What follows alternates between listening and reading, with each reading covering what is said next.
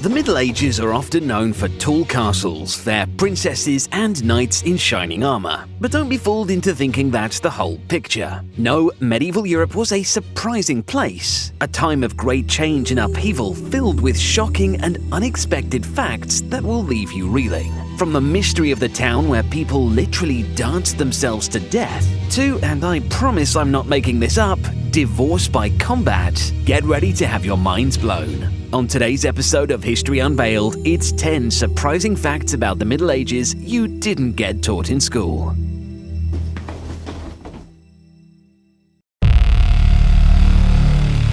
Divorce by combat. Yes, you heard that right. Divorce by combat, also known as trial by combat, which many of you Game of Thrones fans might be familiar with, was an actual legal mechanism for resolving disputes over marriage in medieval Europe. The practice allowed one party to a marriage to challenge the other to a duel to prove the validity of their claim for divorce. The winner of the duel would be granted a divorce, while the loser would be forced to technically remain in the marriage. This practice was most common in the Germanic legal system, and one method was particularly strange. The husband would be positioned in a hole that reached his waist, armed with a club, while the wife stood at the edge of the hole armed with a cloth sling that had a stone weighing 4 or 5 pounds at one end. Both the club and the sling were the same length, and how the winner would be decided exactly remains unclear, although historians assume it involved death or disembowelment. Toilets could be deadly. This one is not for the faint of heart. Sewage systems were basically non-existent in medieval Europe, meaning that human waste was often collected in giant underground cesspools which, if not managed correctly, could become deadly. The Erfurt latrine disaster is a horrible example of such. On the morning of July 26th, the wooden second-story floor of the Citadel building collapsed due to the combined weight of the nobles assembled within, resulting in the majority of them falling through and becoming trapped in the latrine cesspit below the ground floor. Tragically, around 60 of them drowned to death in the liquid excrement.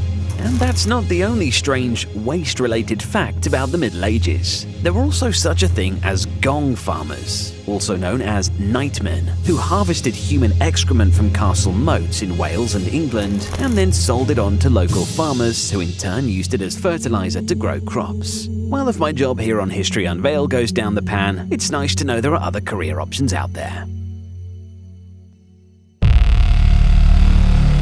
Life was short and death was everywhere. During the Middle Ages, life expectancy varied greatly depending on one's social class. The average life expectancy for a noble was around 35 to 40 years, while for the lower classes it was closer to just 20 to 25 years.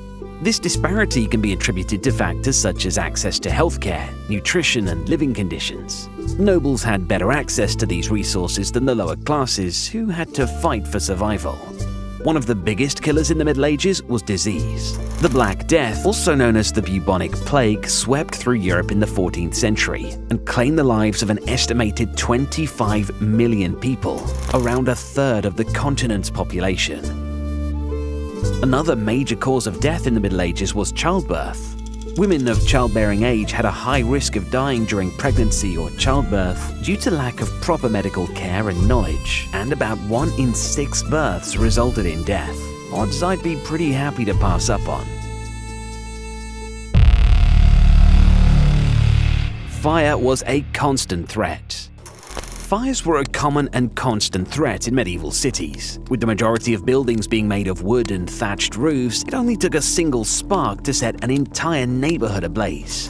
In fact, the Great Fire of London in 1666 was not the first time the city had been devastated by fire. In the year 1212, a fire swept through London, destroying much of the city and leaving thousands homeless.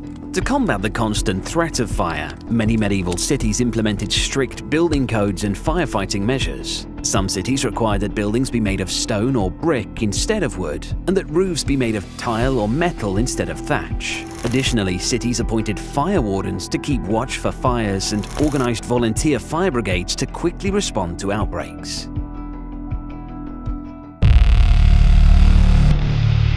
Hallucinogenic bread.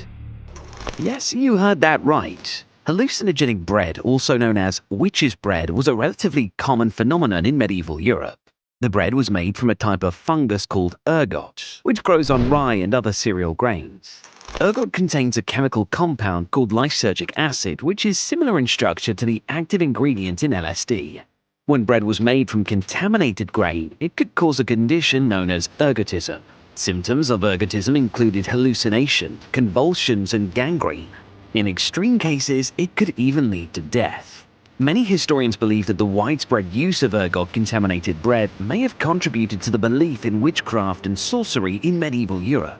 People who consumed the bread would experience hallucinations and strange behavior, leading their communities to believe they were possessed by evil spirits, which was not a good look during the Middle Ages. Traders traveled surprisingly far. Medieval Europe was a bustling hub of trade and commerce, with merchants and traders traveling far and wide to bring goods and ideas from one corner of the continent to another, with many going further than you might imagine. One of the most impressive feats of medieval trade was the journey of the Venetian merchants. These merchants traveled all the way to China and the Far East, bringing back precious spices, silks, and other luxury goods. Many traders died on the road, either by accident, disease, or fell prey to bandits, and many traders never returned home. The medieval trade was a risky business, but it was also a way to make a living and see the new world. Now, if you're enjoying this dive into the lesser-known facts of medieval life, be sure to like the video and subscribe to the channel. It only takes a second, but it's the easiest way to support us and means you get to see more of the content you find most interesting here on History Unveiled.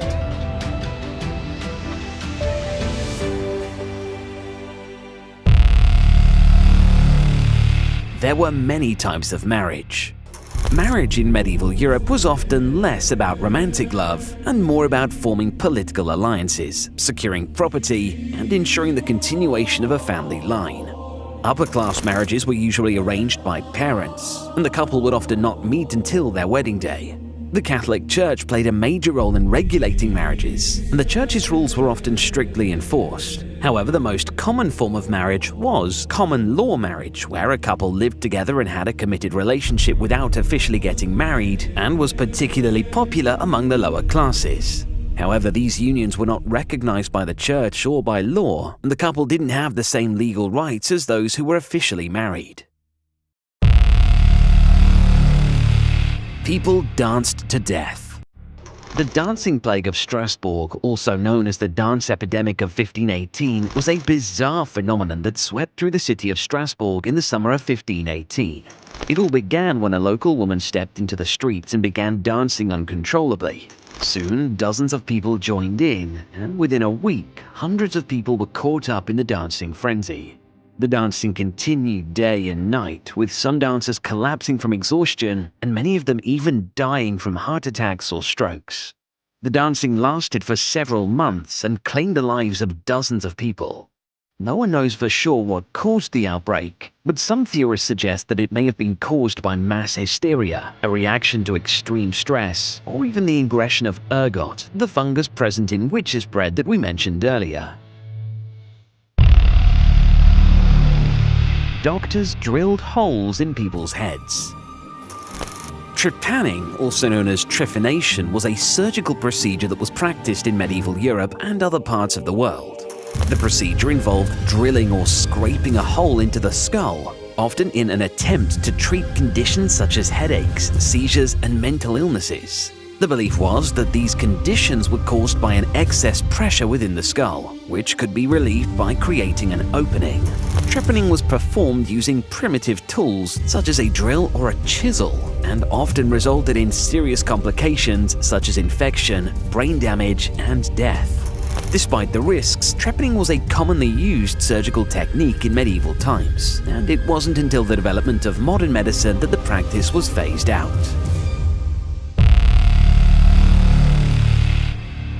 Animals could be criminals. That's right, during the Middle Ages, animals were put on trial for a variety of alleged crimes, such as theft, vandalism, and even murder. These trials were conducted in a similar manner to human trials, with a judge, jury, and legal representation for the animal. The accused animal would be presented in front of a court, and evidence would be presented against it. The verdicts were often harsh, with guilty animals being executed or exiled. And these animal trials were not limited to one specific location or time period. They were a common occurrence throughout medieval Europe and were accepted as legal proceedings, with the results often being catastrophic for the accused. Forget it, I'll see myself out.